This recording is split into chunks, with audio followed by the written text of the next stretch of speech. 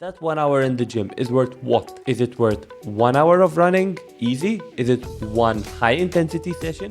The number one thing is that training volume is the biggest predictor for performance. Sure, you can add 1 hour of training, but is that the best use of your time? What you actually need to do is to look at all the potential places where you could invest that additional time that you have and see what will give you your best bang for your buck. Hello everyone, welcome to a new episode of Born on the Trail Going Longer. As those of you who are watching on the video version of this podcast can see, I have no guest today, it's just me. Don't worry, more episodes with guests will be coming soon. In fact, I already have 3 episodes recorded, but today I wanted to do something a bit different. For those of you who don't know, maybe you only consume my content through YouTube or Spotify, my main platform is actually articles written on Substack. And what I want to do today is try and convert one of my Substack articles into a small kind of solo cast, I'm calling it. The topic we'll be talking about today is strength training, and it will largely follow the contents of the article I wrote back in January, with some added nuance, added details, which I can give in this kind of audiovisual format. Although I'll try to make it easy to understand by those who are listening to the audio version of the podcast, those watching on video can stop the video and look at additional details on the screen. The screen will contain some details which I will also narrate in my audio version, but I will try to keep it light on the numbers and try to deliver the core premise of the story. However, if you want to dive deeper into the details, you can of course read the original article on Substack, which is linked in the description below. And there you have all the details and all the links to each and every one of the studies and sources that I am quoting. So let's get started. The title here is a bit controversial and maybe a bit strong, and it says strength training for runners is overrated. Why? Well, from my point of view, I actually start over here. These are some articles, these are the titles from some articles which I see being presented on the topic of strength training. So, for example, strength training for runners improves your running performance by lifting weights. The strength workout will make you a better runner. To help prevent injury, add these moves to your routine. Give your run some muscle. Want to make every outing feel easier? Make room for strength training in your routine. 10 essential strength moves for preventing injury. Strength training for runners. 4 types of moves you should be doing. Strength training is crucial to help runners run better, avoid injury, and extra stress on the joints. 10 strength exercises to improve your running. Unlock pro runner Tom Evans' full body workout to boost your performance and cut injury risk. Elevate your running now. So the claims around strength training tend to fall into one of 2 buckets. They either promise to improve your performance and make you stronger, or they promise to reduce your injury risk and therefore make you a more resilient and stronger runner through that. And in some cases, they promise to do both, as some of these headlines show. And I always found these statements a bit kind of too good to be true. Because in reality, if there was an intervention which improves your performance while also making you less injury prone, then of course everybody would be trying to do this, right? And therefore, these claims around strength training never really sat well with me, and therefore I wanted to investigate. From my point of view, the line that I kept coming to is that extraordinary claims require extraordinary evidence. What do I mean by this? Again, you can't claim that an intervention will improve performance while also reducing injury risk and not have extraordinary evidence to back this up. So of course, I did what I do best and I started investigating. I first started with the injury prevention claims. So in order to do this, to therefore prove these 2 statements or these 2 advantages of strength training, I kind of bucketed it in 2. I first tried to look at the injury prevention aspect of it, and I looked into a few studies over there. The first studies I looked through, dealt with novice runners. So athletes had been running for less than 2 years. And these athletes were assigned into one of 3 groups. So one group was doing functional strength training, so stuff like lunges and squats. Another was doing some work with elastic bands. And the third group was doing strength-based training using a combination of static and dynamic stretches.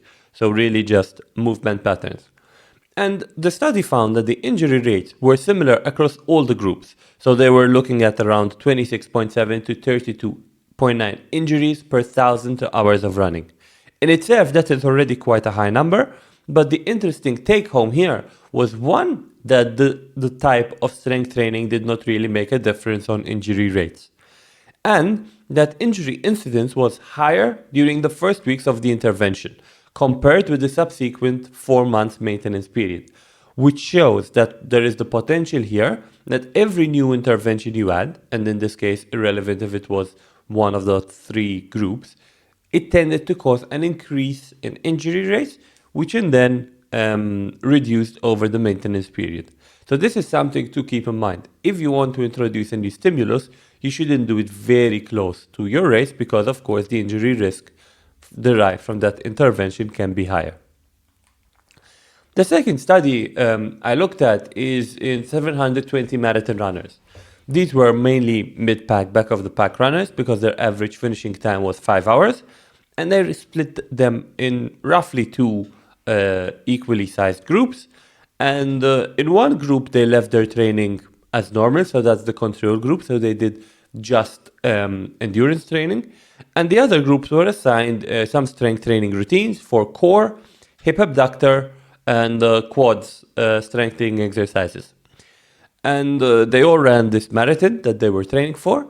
And the results showed that there was no significant reduction in the overuse injuries leading to the marathon non-completion, nor did it produce faster finishing times. So on the study, there was no statistically significant change in the injury patterns or the finishing time of the runners who performed the strength exercises. There was a small reduction in stuff like injury incidence, average pain during the tent, and medical tent usage. So the people who did the strength training routines had slightly less injuries and slightly less average pain, but none were statistically significant. For those of you who are not as literate in scientific literature, statistical significance aims to discern whether whether a finding is the result of randomness or whether the finding is the result of actually the intervention. So when a finding is statistically significant, we can say with a relatively high degree of confidence that the finding is due to the intervention, not due a specific amount of or like randomness which is present in the population. In this case, although there was a small finding, it was not statistically significant. So scientifically, we can't say that it was the strength training which led to those small reductions in injury incidence. So the third but not final study that I'm going to talk through is an online survey. So here people self-submitted responses on the relationship, on their strength training and the running. And the researchers try to find the relationship between the resistance training habit and injury prevalence. Over here, within the 616 results, 44.6% of respondents reported sustaining a running-related injury in the previous year. That, for me, seems to be a low number, but it was 44.6% of the people. And from this dataset, there were no associations found between resistance training and injury prevalence, either overall or when stratified by sex, age, or running distance. So what we're being told here is that from the 616 people who filled in the survey, there was no association, so there didn't seem to be much of a difference in injury rate from the strength training. The fourth and last study I'm going to cover in this is a narrative review. So I always try to at least cover or dive into one review because it kind of gives us a broader understanding of the literature, because kind of that is what a review is meant to do. It in itself is not a singular study, an intervention study, but it gathers a lot of studies together and tries to find kind of common patterns between them. This fourth study kind of echoes what we've been saying up till now. So some studies suggested a potential protective effect of strength training for injury prevention, but others showed really no benefit. So the conclusion kind of from the author is that strength training for injury prevention, the studies remain kind of inconclusive.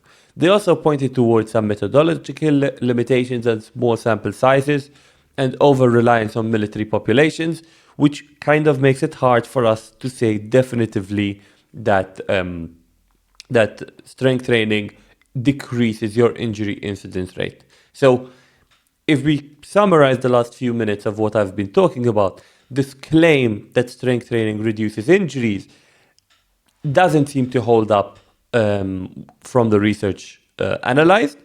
There does seem to be some small indication, but evidence remains largely inconclusive. So for me, this is kind of a closed chapter for now, which I will reopen maybe in the future. But for now, the claim that strength training reduces injury is still in balance. The second thing that we needed to look into is, of course, whether strength training drives performance improvement. So whether you can get faster through performing strength training. So the first study we're looking into here is in well-trained runners. So they are average age of 29 years old with a 5K time of 90 minutes. So quite good. And these runners were divided into an intervention group and a control group. The intervention group supplemented endurance training with half squat training, and they did 4 sets of 4 repetitions, 3 times a week for 8 weeks. So for 8 weeks, one group added strength training to their training regimen, and another group kind of continued doing the same endurance training as they were doing before.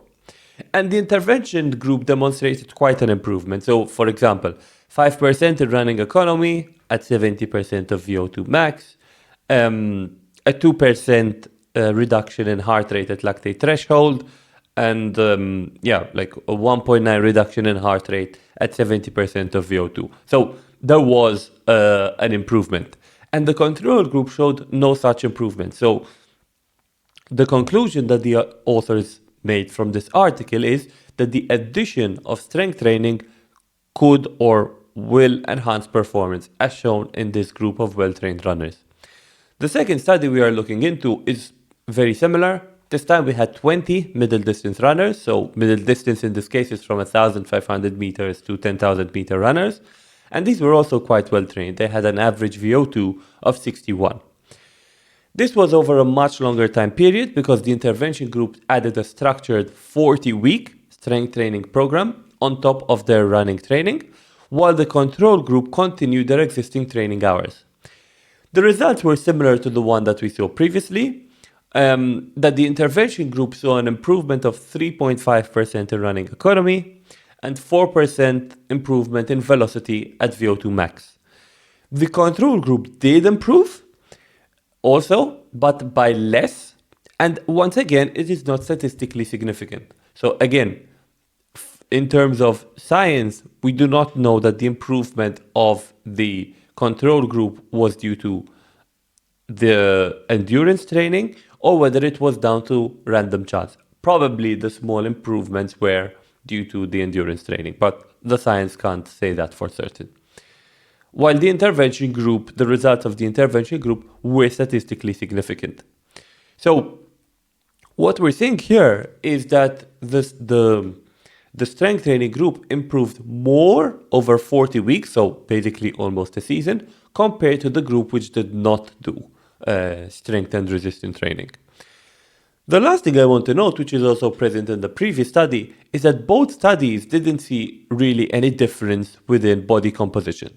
So what this means is that it is possible for athletes to build strength without building hypertrophy. So said in other words, it is possible to kind of get stronger without building bulk or building muscle or increasing weight. And this is also something we see in the third study. Again, I like to see these. I also like to add reviews in my own review in order to get a wider sense of the literature.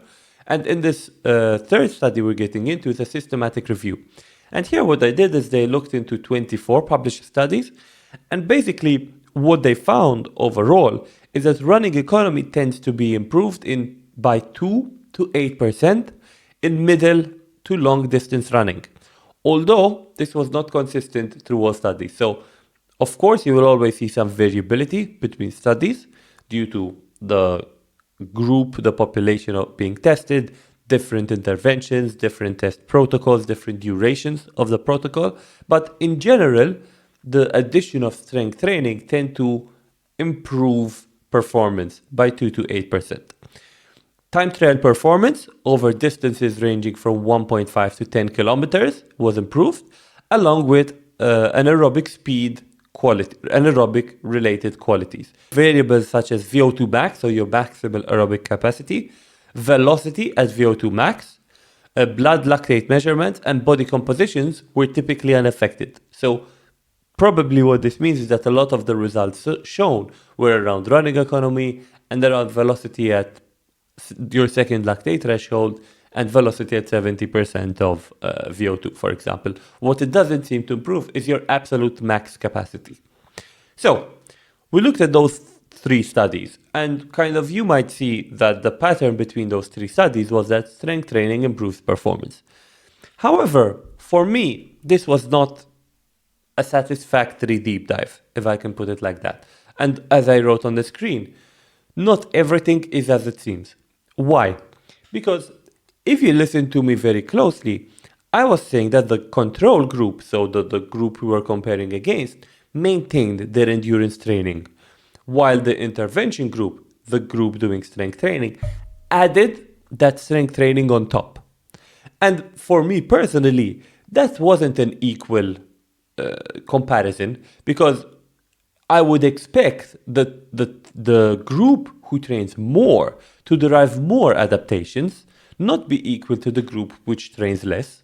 If the improvement between the group that trained more and less was equal, then kind of the group training more is training is wasting time. They are adding more training time for less improvement, or equal improvement with less training time. So for me, this wasn't a satisfactory kind of result, because I wanted to know, if I replace some of the running with strength training, does that give me results? Is strength training a viable addition, alternative to running more? So this is what I try to look into. I try to look at studies where some part of endurance training was removed and replaced by strength training, or where strength training was added, but some level of running was added in compensation too. That is really the comparison that I was interested in. So I looked at a few more studies here. The first study which we looked at is in 16 male endurance runners with, again, quite well trained, an average VO2 max of 60. And once again, they had the strength group and the control group. This intervention lasted for 8 weeks. The strength group reduced the running mileage by 58%, but they incorporated 2 strength training sessions, while the control group left their endurance training the same, at least on paper, and we'll get into the details soon. And what we found is a 4.8% in 400 meter performance, and then 18.5% in this test called a yo-yo interval test. So it is basically 2 times 20 seconds sprints at increasing speeds. What we see here is that it appears that the group which added the strength training and reduced running mileage improved their 400 meter performance, while also improving kind of their sprints. But again, I wasn't happy with this, so I went into more details around actually the composition of their training. So while it is true that total mileage for the intervention group decreased, their interval running mileage, so their high intensity running mileage, increased by 312%. So they were doing 3 times more running interval or high intensity sessions compared to what they were doing previously.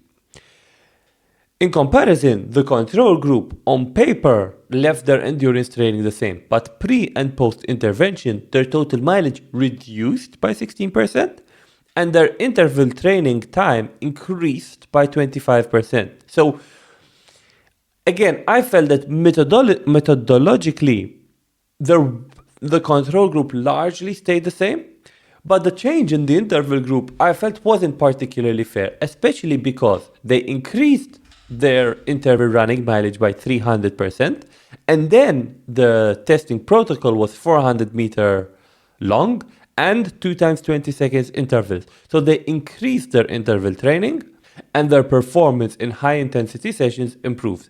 Is it down to the strength or is it down to the increase in high intensity running mileage? Who knows? What we also know from the study is that 10-kilometer performance remained virtually unchanged in both groups. So the strength training did nothing for 10K, the increase in high intensity did nothing, but also the control group, their 10K performance remained the same. So the second study I looked at young distance runners. So in this case, so we're talking 16 to 18 years.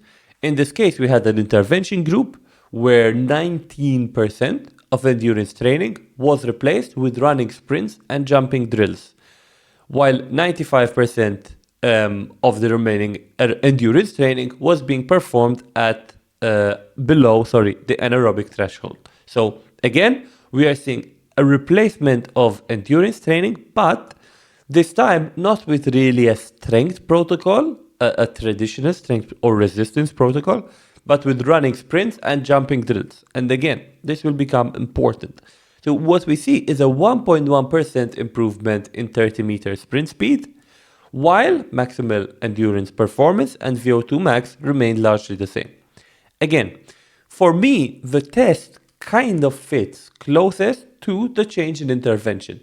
So they removed some endurance training and they added running sprints and jumping drills for a test which was a 30-minute sprint speed. Personally, once again, I feel that the change, the addition was specific to the intervention. So irrelevant of how the kind of what they were doing previously, I would have expected that actually the result is what we see, that we do see an improvement given that a stimulus which was specific to the test protocol was added. So again, not entirely, in my opinion, apples to apples comparison. The third and last study kind of highlights a bit of a complication with how we're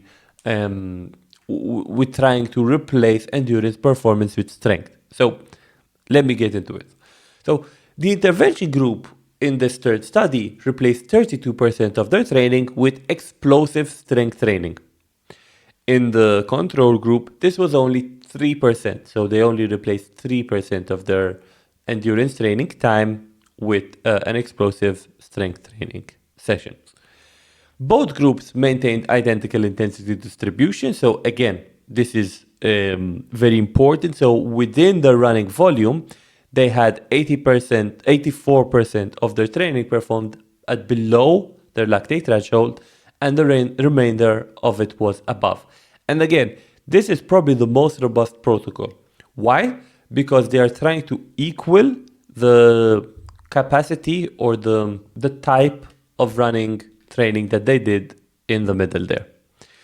And the test protocol was explosive sessions, 15 to 90 minutes, consisting of short sprints, so 5 to 10 sprints of 20 to 100 meters, and various jumping exercises, performed either without external load or with a light barbell. So again, these people here were doing quite a very small weight, if at all, because it was from 0 to 40% of 1 rep max. So they were focusing more on power rather than pure strength. And what we see here is that the strength group improved their running economy by 8.1% and their 5K performance by 3.1%, while the control group showed no improvement. The intervention, once again, in my opinion here, relied heavily on plyometric drills rather than heavy low repetition resistant training. So they chose an intervention which is closest, once again, to their testing protocol. Nonetheless, I told you when I started looking into the study that this study uncovers kind of an issue with the way we compare training. And I will explain why. Because if you say, okay, I am doing 6 hours of endurance training and I'm going to replace 1 hour of it with resistance training instead. What do you do with your remaining 5 hours? Do you still train in the same percentage that you used to do before? Or are you replacing an hour of easy running with an hour in the gym? How can you equate 5 hours of running and 1 hour in the gym to 6 hours of running? That 1 hour in the gym is worth what? Is it worth 1 hour of running easy? Is it one high intensity session? You can't, of course, equalize this through heart rate or kind of trim or any sort of effort because resistance and strength training do not map very well to trim. Maybe you equalize it for recovery, but again, given that you probably have been running for much longer, but strength will be a new stimulus to you, then of course recovery for the new stimulus will take longer. So although I really try to look into studies where they try to equalize the resistance and running training between them so we actually know the improvements derive from strength training compared to spending that same time running, I do really recognize that it is very hard to do, right? So the conclusion which I came up with from these studies was that performance improvements were largely driven by the specificity and relevance of the added training stimulus relative to the performance test. So, what do I mean by that? If your testing protocol is a 30-second interval test and you add to your training an intervention which is heavily power based, so you're jumping and you're using low reps and very explosive movements, I would expect that addition to your training will map very closely to the testing protocol because both of them are power-based and kind of you've added an intervention which is specific to your testing protocol. If, for example, you are trying to run a marathon, a flat 50K, or even maybe a mountain ultra, will a jumping drill improve your performance compared to spending that time running in the gym? I don't know. So again, if I come to this question of does strength training improve your performance? I don't know. It's really hard for me to say. Of course, if you add strength training and you leave everything the same, there could be benefits to that, as we saw previously. But in reality, life is never that simple. Sure, you can add 1 hour of training, which is in itself strength training, but is that the best use of your time? Could you maybe spend that extra hour running? So at this point, I decided, okay, I think I am looking at the problem from the opposite side. So I want to go from the other side, and given my audience mainly does endurance training and ultra running, I try to look at it from the other side. So this other side is what determines ultra performance. So if I look at ultras and I try to understand what attributes, what characteristics drive performance in ultras, then from there I can maybe get to whether strength training elicits those adaptations and therefore will provide me improvements in my ultra performance. So once again, we have a few studies here. So the first study looked at 93 male runners competing in a 100-kilometer ultramarathon. And for these people, as an individual variable, weekly training volume measured in kilometers was the strongest predictor of performance. In a bivariate analysis, which is a simple relationship or association between two singular variables, personal best marathon time was the single strongest predictor of ultramarathon race outcome. So again, here we are starting to see your performance at the marathon is a good predictor and your weekly training volume. In the second study, here it was very similar, but this time 169 male runners in a 100-kilometer ultramarathon. And in this case, using a bivariate analysis, we found that, of course, the previous personal best 100-kilometer time emerged as the single strongest predictor of race performance. Of course, that is the most specific metric that we can use, previous performance. It is always the best predictor. But following that, we saw merit in personal bests being a good predictor, and average training speed. So the faster you train, the better you would perform in the race. Again, feels kind of obvious here. Once again, using a different methodological analysis, so multiple regression models, the values or the variables which seem to predict performance the most were training speed, weekly running volume, and age. So again, we're looking at speed, volume, and previous history as the variables which most influence or predict future success at ultramarathons. The third study, this one was 25 participants, so a much smaller sample size, but it was a 7-day mountain ultramarathon over 350 kilometers with 11,000 meters of cumulative gain and loss. In this case, once again, personal best marathon time and average training speed were the two variables which most strongly associated performance. So again, we're seeing kind of obvious moment where faster people at slow distances will in general perform better in longer races also, which is maybe not too surprising. But in the fourth study, once again, personal best marathon time and ultramarathon time were the two variables which best predicted performance, along with the number of completed ultramarathons. Those were kind of the three main predictors of performance. In terms of training characteristics, this was the second category which predicted performance. And I say it's the second is because the study also looked at body characteristics, so stuff like skin folds and muscle density and stuff like that. But the second characteristic or the second group which best predicted performance was your training. And in this case, it was athletes with higher weekly mileage volumes, both in kilometers and hours, and higher average training speed. So again, people who trained longest performed better, and people who trained faster trained the longest. Other factors, such as pain tolerance, ACE, and pacing strategy, were less predictive. Right? So, of course, experience is the number one predictor. If you did 5 ultramarathons and you all went under 16 hours, you at least have a better prediction rate than someone who's entering their first 100-kilometer ultramarathon.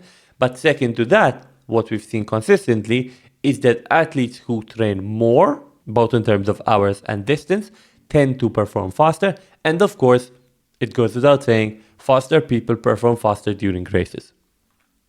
So what I take from this, which again is a bit of a no-brainer, is that strong ultramarathon performances are built on a foundation of marathon level fitness, so kind of people who get some speed from the shorter distances, combined with progressively higher training volumes to support the demands of longer races. So if you're fast at the marathon, you'll have a very good start to doing well in ultra endurance running.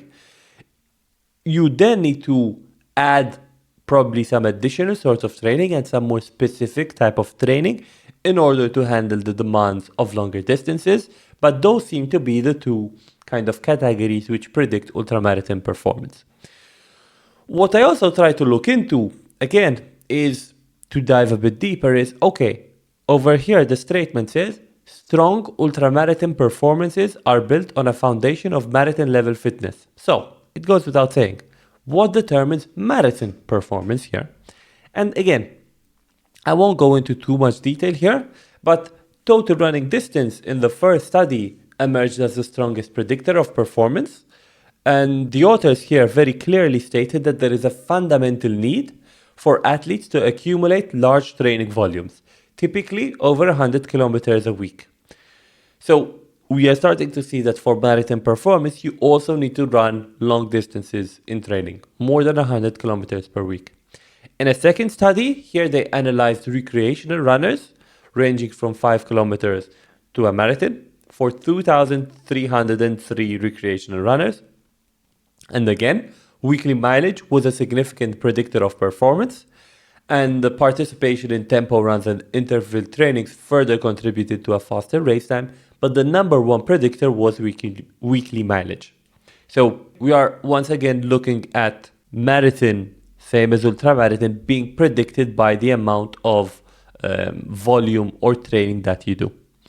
So throughout these two sets of studies, both the what predicts ultramarathon performance and what predicts marathon performance, the number one thing which keeps coming up is that training volume is the biggest predictor for performance, be it at marathon distance, shorter distances, and even higher distances.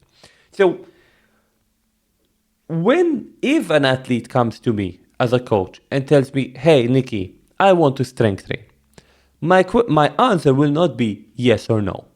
My answer will be, but why do you want to strength train? Because the reason I started with strength training is overrated is because it is sold as this intervention which improves performance and reduces injury incidence. So it reduces your chances of injury together. But actually, science shows us that the biggest predictor for improving performance is actually an increased volume. So if someone comes to me and tells me, and this is important, I want to improve my performance and therefore I want to start strength training, then I would question it a bit. So if for the question, why do you want to strength train, they ask me, hey, I like running, but I don't love it. I want some variety. Or it's the winter, it's cold, it's snowy, I don't want to go out, I want to do some indoor training. If they say, you know what, I'm 20, it's equally important for me to look good rather than just run well, then I want to do strength training. If they tell me, hey, my partner goes to the gym, goes to some strength classes, and we want to go together, then we'll do strength training. If they have an injury history, if they've repeatedly tried to go over a certain running threshold, and they have said that, and they've gotten injured in the past, and they want to do strength training because of that, that might be a good reason to do strength training. If they just enjoy it, maybe you're one of those people who enjoys going to the gym, enjoys lifting, and therefore you want to do more of it. Or if actually you're not really interested in improving your performance, you're actually interested in, I don't know, longevity and maybe being stronger as you age, then strength training is a good addition. So again, in principle, I am not against strength training. I think strength training has a lot of benefits. But if your one big driver is to improve performance, and your solution to improving performance is adding strength training, then I would ask you to reconsider. I don't necessarily think that the biggest lever to increase performance is the addition of strength training. And this is not just something I say. So what you are seeing here is a pyramid. It's two pyramids, actually. The one on the left is from Steven Seiler. It's his hierarchy of endurance training needs. And you have to see, and you can see clearly that at the bottom, so the base of your pyramid, the base of your endurance training needs, is total frequency and volume of training. Everything else, whether it's high intensity training, periodization, or specific stimuli, is less important than total frequency or volume of training. The one on the right is from Jason Koop. So Jason Koop, in his article of his hierarchy of ultramarathon training needs, he specifically says that his hierarchy is adapted from Steven Seiler's. So he added a few additions which are important for ultra. But again, the base of that hierarchy is total volume of workload. And importantly, second is adequate rest. So at the basis, he puts total volume, both of them. Not any of the other interventions. Total volume is the one at the base. So what these two coaches are showing is that the number one thing you should be trying to maximize first before you go on to other interventions is actually your total volume. And I also was looking at the book called Training for the Apple Athlete. It's by Stephen House and Scott Johnston. And as some of you might know, they put a lot of emphasis on the strength component. They're kind of famous or popular for their muscular endurance. But even there, what I have here are 3 quotes from the book. So I will read them out verbatim. You will never maximize your endurance without first maximizing your basic aerobic capacity. Second quote. For most readers and for all sports covered in this book, the number one area of training focus must be on increasing that all-important aerobic base. Without this base, all the rest is mere window dressing. And third quote, for every event covered in this book, the biggest limitation to performance will come from your aerobic metabolism. Hence, we will focus most of our attention there. All other training will be acting in a supplemental and supportive role to enhance that aerobic system. So, even a book or coaches who put a very specific emphasis on strength say that the first thing you need to maximize, that you need to improve, it's the base of your pyramid, is your aerobic capacity. It is this ability to tolerate long durations at that low intensity. Now, you might say, okay, I already do a lot of that, or I already do enough of that. So the Training for the Apple Athlete book also kind of classifies or categorizes athletes later in the book into 2 categories. So category 1 are the beginners and less experienced athletes, and category 2 are more seasoned athletes. Now, for an athlete to be in category 1, they have to meet at least one of the following criteria. And in our case, the first criteria for me is the most important. Because it is, if an athlete has not averaged more than 400 hours per year, then they are considered to be beginner or less experienced athletes. So 400 hours per year is roughly 7.5 hours per week of training year round. So if your average training per week over the duration of the year is 4 hours, 5 hours, 6 hours, then according to this book, Training for the Apple Athlete, and this prescription, you fall into category 1. And again, the category 1 athletes, the biggest benefit they can get is by increasing that more important aerobic base, that ever important aerobic base.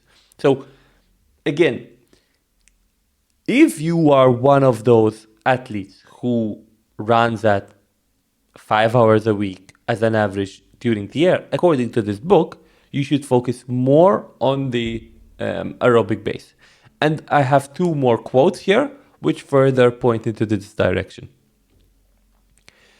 Spending too much time and effort on general strength can not only detract from more beneficial specific training time, but it is possible to become too strong with the bulky muscle that comes with that excess strength. So again, even coaches which put deliberate emphasis on strength training say, hey, don't spend too much time on this. Make sure that your base is covered through your aerobic training, and then add some strength training on top of that. Again, let's read the last quote I'm going to mention. But again, it once again talks about the addition of an intervention. I'll go through it. Any exercise, regardless of modality or intensity, will benefit an unfit person. But the benefits of cross-training diminish pretty fast once you are at a competitive recreational level. If you can only handle running less than 25 miles or 40 kilometers or 6 hours per week, then you will see benefit from adding other modes like hiking, cycling, rowing, stair machine, even swimming. If, however, you are comfortable with a much higher training volume and want to maximize performance gains, then your additional training energy needs to be devoted to running. So, this really hammers home the point that I'm trying to make. If you are someone who hasn't maximized or getting at least close to how much running volume they can do, then the biggest needle mover will be in increasing that aerobic base, in increasing your running volume, in running more at a lower intensity, in being more efficient at running at a certain speed at a lower intensity. And I think this quote really makes that that point very pertinent. The last perspective that I want to provide here is from a marathon coach, so from Steve Magnus. And I'm taking these right out of one of his YouTube videos, which of course all the resources will be linked in the descriptions for wherever you are listening to this episode. And in this video, he specifically says, mileage is foundational for anything 1500 and up, so 1500 meters. For elite 5K runners, most still maintain 70 to 100 miles per week, with more as race distance increases. Now, he also says that for non-elite, factors like work, family, and stress often limit training volume. And if injury history prevents higher running mileage, you can supplement with biking, elliptical, or swimming to gain similar aerobic adaptations. So again, what are we saying here? Your number one metric, your number one needle mover is volume, is mileage. The pros don't spend 5 hours doing strength training to improve their performance and reduce their injury rate. What they do is that they run as much as they can, and then because they have the time, because they have the capacity, they do some strength training. Maybe they reduce some of their volume in certain phases of the season, but the number one needle mover still remains volume. However, Steve here provides a very interesting or important nuance. It's for non-elites, factors like work, family, and stress often limit training volume. So I always saw strength as a game or as a conversation which is centered around opportunity cost. From my perspective, there is not enough evidence to show that strength training will improve performance and reduce injury rates. And even less evidence to show that the addition of strength training is more beneficial than just running more. So yes, if you add strength training, you will become faster. But there is nothing to say that spending that time you would have spent strength training actually running will not improve running by the same amount or more. And I think this is where the opportunity cost comes in. If an athlete comes to me and says, hey, Nikki, I have an additional hour or 2 hours per week of training, and I want to improve my performance, what can we do? It is my job then to consider all the potential places we could spend that extra training time. So, could we spend that extra training time running more, doing more high intensity, doing some sort of cross training, whether it be strength, whether it be cycling? Should we maybe use that time actually to recover more? Maybe someone has bad sleep. Let's say they sleep an average of 6 hours a week. Maybe we should say, actually, you know what? I want you to dedicate that extra hour or 2 in a week to sleep, to recover, to sit on the couch and do nothing. So if you want to improve your performance and you have suddenly some extra training time, the reason I say strength training is overrated is because people think that extra time should immediately be spent doing strength training, that the addition of strength training will somehow improve their performance while reducing their injury risk. But I don't know if that is the case. What you actually need to do is to look at all the potential variables or all the potential places where you could invest more time or that additional time that you have, and see what will give you your best bang for your buck. Yes, for elites already running 20 plus hours a week, maybe 30 hours a week, when they have more time, of course they're going to add a different stimulus, because probably adding an extra hour of running will give them less benefit than a different stimulus. But you, for the amateur athlete, the everyday athlete who's trying to fit in their sport alongside all their other commitments, that extra hour might not necessarily be used in the best way if it is spent on strength training. You need to look at the entire picture. So again, the conclusion for me is it is overrated because it is sold as this magical thing which will improve performance while reducing injury risk. And I don't really think in most cases for amateur athletes it is the best use of their time, assuming they are prioritizing performance. As I said previously, if you have other goals like aesthetic benefits, maybe partner bonding time, you have an injury history such that you can't go over a certain running volume, then maybe it makes sense. But in general, look at the entire picture and try to find where it is best to spend that additional training time. Now, if you go through this discussion and the conclusion of it is, yes, I want to spend my additional training time on strength training, how should I train? I just wrote a Substack article about this based on the ACSM position stand. So the ACSM stands for American College of Sports Medicine. They are kind of one of the leading, if not the leading institute on strength training. And they just released their position stand, which is kind of their most authoritative guideline on this topic.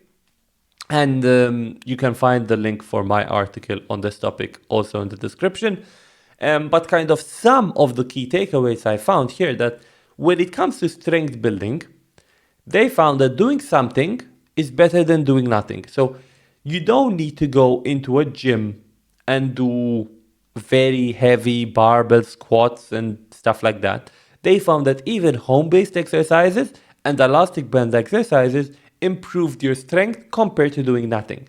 Again, one might think it's a given, but this is kind of what they found. They also found that kind of going to failure is actually not what we want. And longer sessions don't seem to produce that much of an adaptation. So the conclusion, one of the conclusions or the takeaways that I took is that consistent short sessions at a high intensity, so an RPE of around 8 on 10, using the full range of motion, seem to outperform long, exhausting sessions done to failure. When it comes to running and running performance, what they found is that a power-based approach seems to perform better for runners. So what that means is that, so the difference is strength and power. Strength is whether you can lift a specific weight, and power also takes time into the consideration. So what they found is that velocity-based movement, so moving through the range of motion within a specific time and monitoring fatigue by the decay or by how slower you can go through the motion during your strength exercise, is the approach for strength training which best translates to running performance. So it is not doing 3 repetitions close to your 1 rep max very slowly, which seems to translate the best for strength training, for running performance, but it is lower weight, anywhere between, I think it was 30 to 70% of 1 rep max, done quickly, which seems to translate best to running performance. Again, it's more power-based training rather than strength-based training. As I said previously, we don't really want to do 1 rep maxes, and we also don't really want to train till total failure or total fatigue. So it's almost always detrimental to train to fatigue. And actually, we always want to make sure that we leave around 2 to 3 repetitions in the tank. That seems to be enough adaptation, and there doesn't seem to be any benefit to going longer. One thing that I want to mention when it comes to strength training or resistance training for runners is that when you go into the gym, you can look to 2 separate things. So you can go to the gym to get an adaptation which is different to what you get on the trails, or you can look to get a stimulus which is similar or which translates closer to your running performance. So are you going into the gym to build your strength? So you want to lift heavy because you are not able to get that during your running volume? Or are you going to the gym to augment your run training, to get adaptations which are similar to your running volume or the adaptations in your running? Both approaches are valid. And the way you decide to approach the gym will determine how or what type of exercises you want. So in running, we tend to have a lot of kind of, especially trail running, when going uphill, that seems to be kind of a power-based movement. Why? Because you tend to have a very low weight, maybe anywhere between 3 to 7% of your body weight, but you are doing multiple repetitions. You are going up a hill, you are going up a mountain, maybe for an hour or so, with 3 to 7% of your body weight. That is considered to be a power-based exercise. The alternative is going into the gym for strength.